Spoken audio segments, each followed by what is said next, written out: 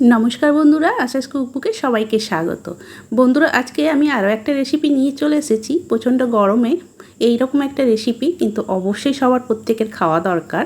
আর এই গরমের সময় কিন্তু যদি এই রেসিপিটা না বানিয়ে থাকো তাহলে কিন্তু খুবই আফসোস করতে হবে।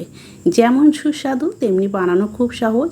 মাত্র 4টে উপকরণ দিয়ে বানানো হয়ে যাবে। ঘরে যেসব উপকরণ থাকে সেই 4টে উপকরণ দিয়েই কিন্তু আজকে এই তৈরি করে দেখাবো। এটা ভীষণ টেস্টি হয়, একদম ক্রিমি টেক্সচারের এই রেসিপিটা।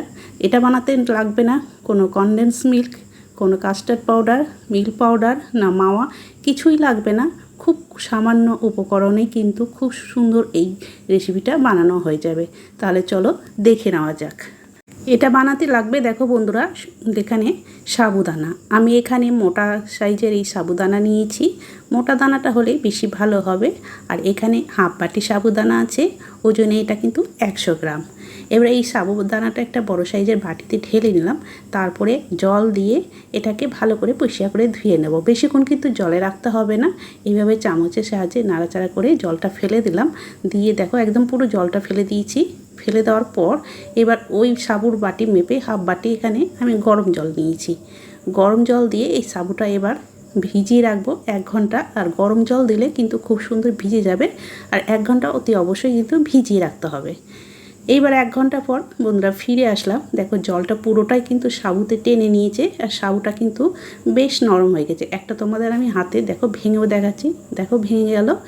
এই রকম কিন্তু ভেঙে যাবে সাবুটা, আর একটা হয়েও থাকবে। তাই 1 ঘন্টা কিন্তু অবশ্যই ভিজিয়ে রাখতে হবে।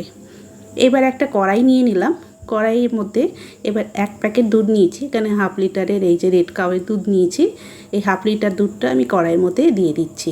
ফুল ফ্যাট ক্রিম নেবে বন্ধুরা দুধটা, তাহলে টেক্সটটা খুব সুন্দর আসবে। প্যাকেটে পুরো দুধটাই কড়াইয়ের মধ্যে ঢালা হয়ে গেল। এবার আমি কড়াইটা গ্যাস ধরিয়ে বসিয়ে দেবো। গ্যাস ধরিয়ে দুধের কড়াইটা বসিয়ে দিয়েছি। আর প্রথমে কিন্তু হাই হিটে রেখেছি। হাই হিটে রেখেই আগে দুধটা ভালো করে একবার জাল করে নেব। দেখো দুধটা কিন্তু বেশ ফুটে উঠেছে। একবার দেখো এরকম টকবক করে ফুটতে শুরু করেছে। তখন গ্যাসের হিটটা মিডিয়াম টু লো করে দিয়ে এটা আরও কিছুক্ষণ এইভাবেই একটু ফুটিয়ে নেব, যাতে দুধটা আর একটু ঘন হয়। আর একটু ঘন হলে কিন্তু এই রেসিপিটা খেতে বেশি ভালো লাগবে। তাই আরও একটু সময় নিয়ে ফুটিয়ে নিচ্ছি। দেখো আরও মিনিট 2 সময় নিয়ে আমি ভালো করে ফুটিয়ে নিয়েছি। আর দুধটা কিন্তু বেশ কিছুটা কমে এসেছে, অনেকটাই কিন্তু ঘন হয়েছে। এবার এই দুধের মধ্যে আমি যে সাবুটা ভিজিয়েছি সেটা দিয়ে দেব। দেখো সাবুটা নিয়েছি। আর এইভাবে কিন্তু চামচে করে অল্প অল্প করে নিয়ে দিতে হবে। একবারে পুরোটা দেওয়া যাবে না। একবারে পুরোটা দিলে কিন্তু দলা পেকে যাবে। তার জন্য এই রকম চামচে করে অল্প অল্প করে দিতে হবে। তাহলে প্রত্যেকটা সাবুদানাই একটা একটা থাকবে আর ভীষণ ভালো লাগবে দেখতেও। এইভাবে অবশ্যই তোমরা কিন্তু চামচে করে অল্প অল্প করে দেবে। আর দেওয়ার পর এইভাবে আস্তে করে নাড়াচাড়া করে দিতে হবে। দিয়ে আরও কিছুক্ষণ সময় এইভাবে সাবুটা দুধের সাথে জাল করে নেব। তাহলে পুরো সাবুটা যতক্ষণ না পর্যন্ত কাঁচের মতো স্বচ্ছ হয়ে যাচ্ছে ততক্ষণ কিন্তু এইভাবে একটু জাল করে নিতে হবে। এখানে আরও 3 থেকে 4 মিনিট আমি সাবুটা দুধের সাথে জাল করে নেব। 3 থেকে 4 মিনিটের বেশি সময় জাল করব না, তাহলে একেবারেই সাবুটা গলে যাবে, তখন আর ভালো লাগবে না। তাই 3 থেকে 4 মিনিট এইভাবেই আমি জাল করে নিচ্ছি। তবে বন্ধুরা, তোমরা যারা যারা আমার এই ভিডিও দেখছো, যদি এখনও কেউ লাইক না করে থাকো অবশ্যই লাইক করে দেবে। আর যদি কেউ নতুন বন্ধু হয়ে থাকো তাহলে অবশ্যই চ্যানেলটিকে সাবস্ক্রাইব করে রেখো। যদি আজকের রেসিপিটা তোমাদের ভালো লেগে থাকে তাহলে বন্ধু ফ্যামিলির সাথেও বেশি বেশি করে শেয়ার করে দেওয়ার অনুরোধ রইল। সাবুদানাটা দেখো এইবার বেশ স্বচ্ছ কাচের মতোই দেখাচ্ছে, তোমাদের দেখালাম তুলে। তারপরে এইবার আমি হাফ বাটি চিনি দিয়ে দিলাম। যে বাটি মেপে আমি সাবুদানা নিয়েছিলাম সে বাটি মেপেই চিনিটা দিলাম। মিষ্টিটা অবশ্য তোমাদের টেস্ট হিসেবে দেবে, কেউ বেশি খায় কেউ কম খায়, সেভাবেই দেবে। চিনিটা দেওয়ার পর আরও একটু সময় নাড়াচাড়া করে নিলাম যাতে চিনিটা গলে যায়। গ্যাসের হিটটা এবার অফ করে দিয়েছি। এবার এটা আমি একটা বড় কাচের বাটির মধ্যে ঢেলে নিচ্ছি। যেন কড়াই থাকলে ঠান্ডা হতে অনেকটাই টাইম লাগবে, তার জন্য একটা কাচের বাটিতে ঢেলে নিলাম।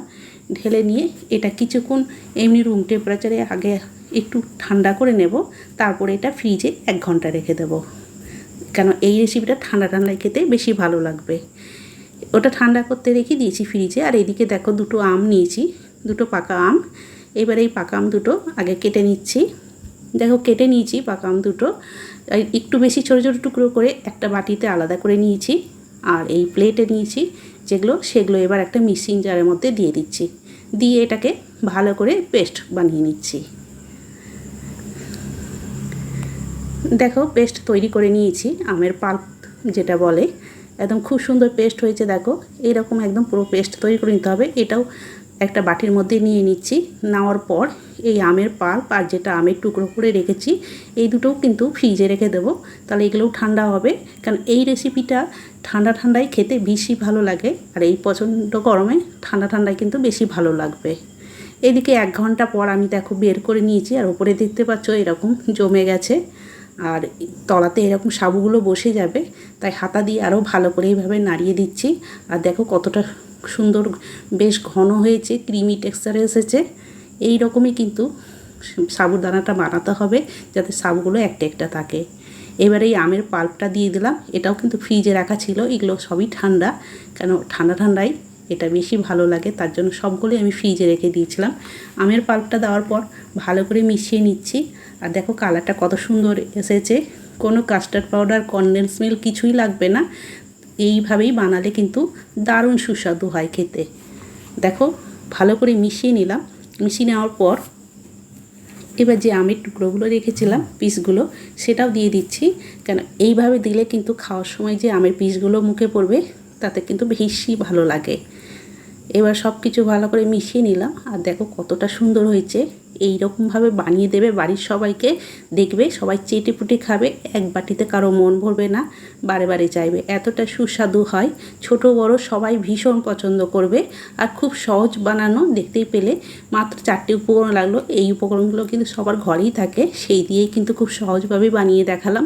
আশা করি তোমাদের ভালো লেগেছে। আর যদি ভালো লেগে থাকে অবশ্যই বন্ধু ফ্যামিলির সাথে শেয়ার করে দেওয়ার অনুরোধ রইল। আর আমাকে অবশ্যই কিন্তু কমেন্ট করে জানাবে যে তোমাদের কেমন লাগলো। আর তোমরাও কিন্তু আম থাকতে থাকতে একবার হলেও এইভাবে বানিয়ে খেয়ে দেখো, কথা দিচ্ছি স্বাদ কিন্তু মুখে লেগে থাকবে, মনে হবে যেন অমৃত খাচ্ছি। ভীষণ টেস্টি হয় আর ভীষণ সুস্বাদু, একদম মুখে লেগে থাকার মতো এই একটা সাবুদানা দিয়ে আমের একটা ভীষণ টেস্টি রেসিপি। তোমরা কিন্তু অবশ্যই বানিয়ে খেয়ে দেখো।